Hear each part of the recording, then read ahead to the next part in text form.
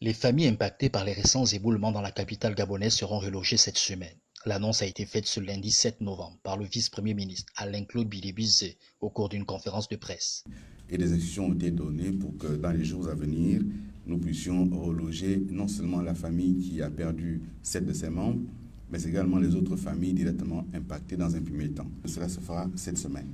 Cette semaine, le gouvernement communiquera et les conditions et les lieux de relogement. Je ne veux pas anticiper, mais les logements sont quasi terminés. Tant qu'on n'a pas fait un compte rendu officiel, je ne me permettrai pas d'indiquer plus de détails que cela. S'agissant des critères de choix des familles victimes des éboulements, le vice-premier ministre a indiqué que ces dernières ont été sélectionnées sur la base du danger auquel elles sont exposées. Sur quelle base est-ce que les personnes ont été sélectionnées? Sur la base de l'exposition au danger.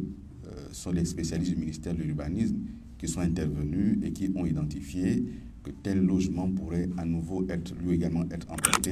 Et donc c'est sur cette base-là, du niveau de risque et du niveau de danger que cela a été préconisé. Face à l'impatience de ces familles, Alain-Claude Bilibizé a tenu à les rassurer. Nous entendons les impatiences des compatriotes, nous écoutons ce qui se dit, mais il faut prendre son mal en patience, ça ne durera plus de semaines. C'est une affaire de jours. Une fois que ce sera déterminé, nous procéderons à l'installation des familles. Rappelons que dans la nuit du jeudi 20 au vendredi 21 octobre dernier, un éboulement provoqué par une pluie diluvienne a tué 7 personnes d'une même famille au quartier PK8 dans le 6e arrondissement de Libreville. C'est donc pour éviter d'autres drames que le gouvernement, sur instruction du président de la République Ali Bongo Ondimba, a décidé de reloger ces familles.